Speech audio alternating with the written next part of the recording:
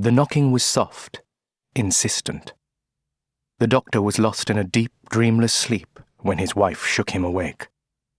"Wake up! There's someone at the door!" she whispered urgently. He lifted himself up on one side, listened. Still. Senses on full alert, heart hammering. The slats on the wooden bed dug into his elbow through the thin mattress. Hands on the bedside clock glowed 3:23 a.m. Whoever it was didn't want anyone in the vicinity to hear. Not that there were any neighbors left. Their properties had all been seized. "Do you think it's them?" she asked. "Have they come for us?" "They would just break the door down. They are not this polite." "What should we do?" Her voice trembled in a way he had never heard in 40 years of marriage. "I must answer. I might be needed." She grabbed his arm. "Ignore it. Maybe they will go away." He covered her hand with his own and gave it a squeeze. "I can't, John. You know that." He got out from under the quilt, shivered. The room was freezing. He groped for his woolen moccasins under the bed, slipped them on. "Be careful," she said. "Don't worry." Grabbing a shawl from the chair, he wrapped it around his shoulders and shuffled out of the room. This wasn't the first time he'd been woken up for an emergency, but only someone foolish or desperate would come out on a curfewed night.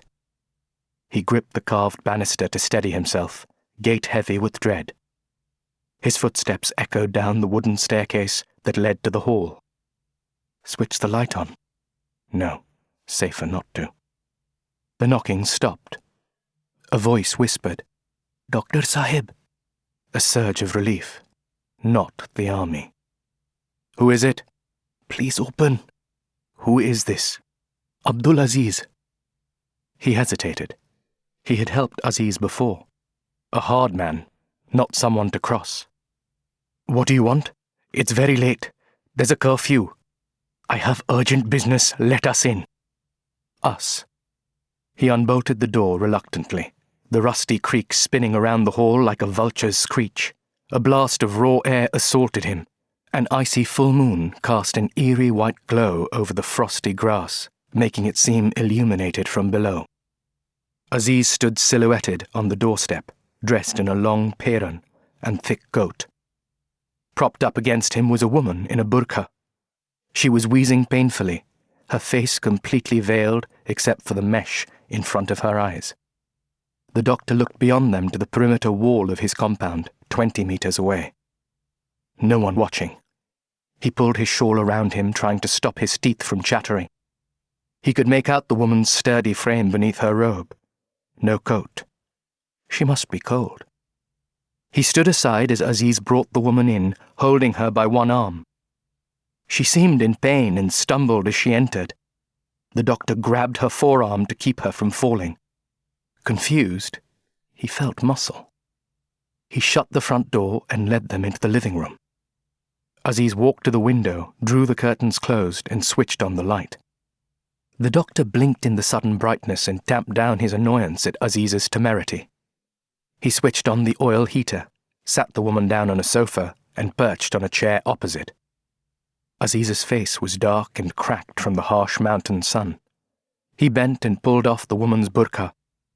The doctor gasped in recognition of the person under the veil. "Not you! You cannot be here! Leave immediately!" He rose, but Aziz pushed him back down and forced him to look into the agonized eyes of the man with the hawk nose and salt and pepper beard over a gaunt face. Fists clenched, filthy nails digging into his palms. "Ghulam needs your assistance. They shot him. If you don't operate and remove the bullet, he will die. You have done this for us many times. You made an oath to help, as did your mother and brothers." The doctor's heart was beating like a jackhammer. "Against the army, yes. This man just blew up a busload of innocent Hindu pilgrims, over 50 dead. This is not how we fight. Get out. I don't want you or Ghulam Ahmad in my house."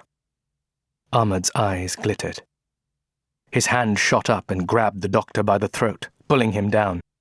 His grip was iron.